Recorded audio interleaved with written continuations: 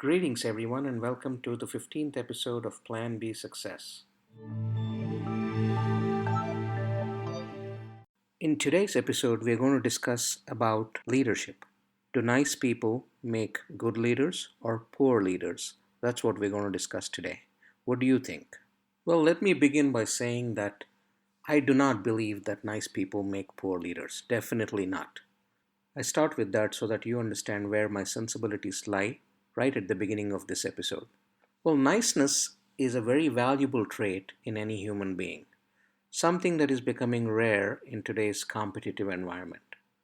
A nice person has character traits that most generally include agreeableness, trust, being a straight shooter, modesty, and kindness.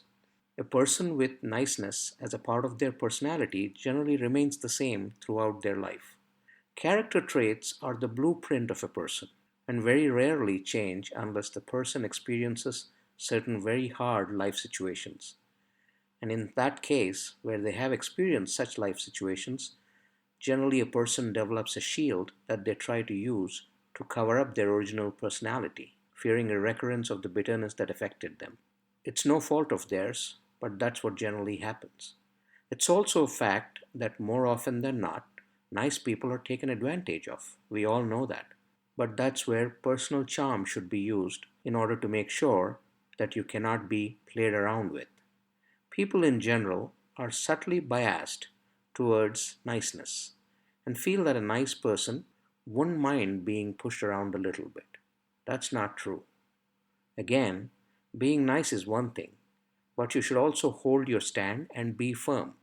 You can be nice, you can be agreeable, you can be courteous, but you need to be firm. Niceness is not a weakness, although that's what people think it is. It's a virtue that's bolstered by being firm. If you are nice and if you're firm, there's nothing that can take away your influence from you. So, being nice is not always about putting others before you, but it's also about looking at times where you need to put yourself before others, where it would benefit both yourself as well as others that you're representing.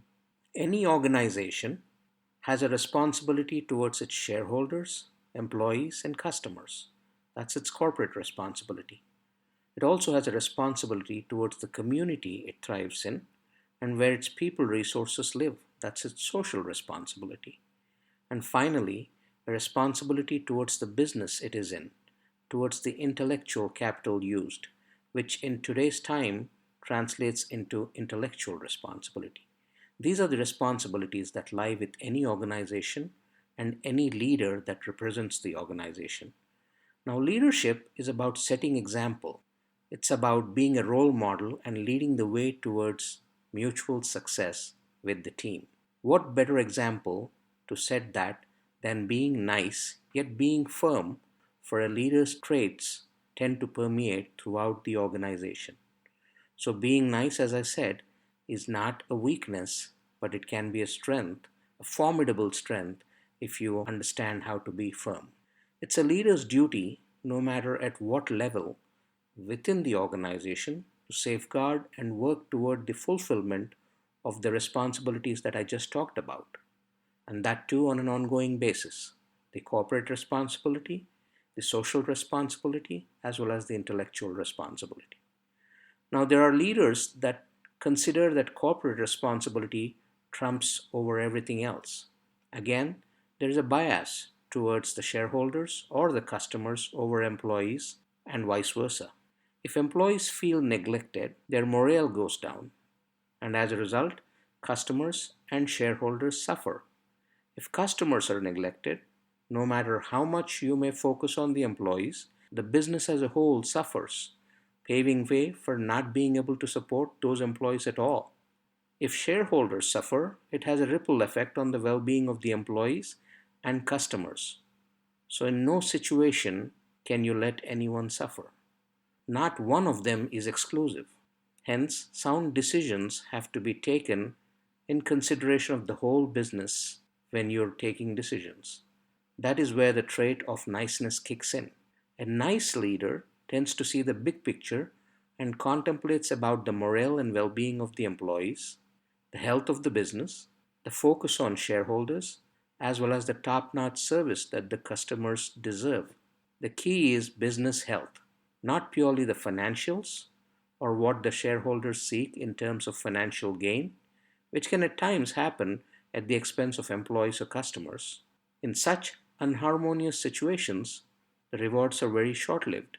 Investing in community where the organization lives and safeguarding and investing in the growth of intellectual capital are equally important for the long and healthy life of the organization. As a business leader, it is important to have a sound mind and make sound decisions.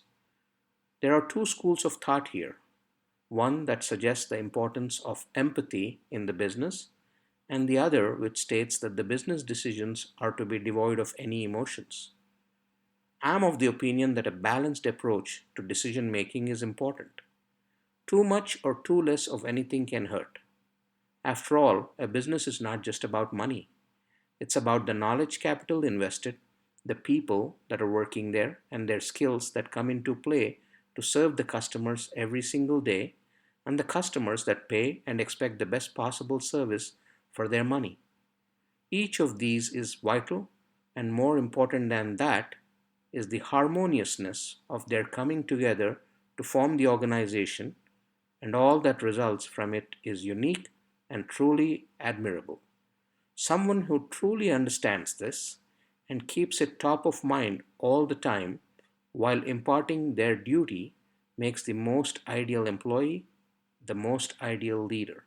That's the kind of a leader you need, and that's the kind of a leader you get when they're nice yet firm. So, to conclude, it's fair to say that nice people do not necessarily make poor leaders. They can be very strong leaders so long as they're nice, yet they're firm. Empathy is great. Leaders need to be empathetic. At the same time, leaders need to be pragmatic and be firm in their decisions in order to foster a healthy business for their employees, for their shareholders, for their customers, and the community at large. If you like what you hear, please make sure you subscribe and leave a comment on your most favorite platform. By the way, I'm delighted to inform you that Plan B Success made the top 25 best business podcasts in the world by FeedSpot. That's a great recognition within less than a month of our launch, and I'm really happy about that and wanted to share this with all of you, the listeners. It's all because of you guys. Thank you. Please subscribe, leave comments, leave reviews, and spread the word.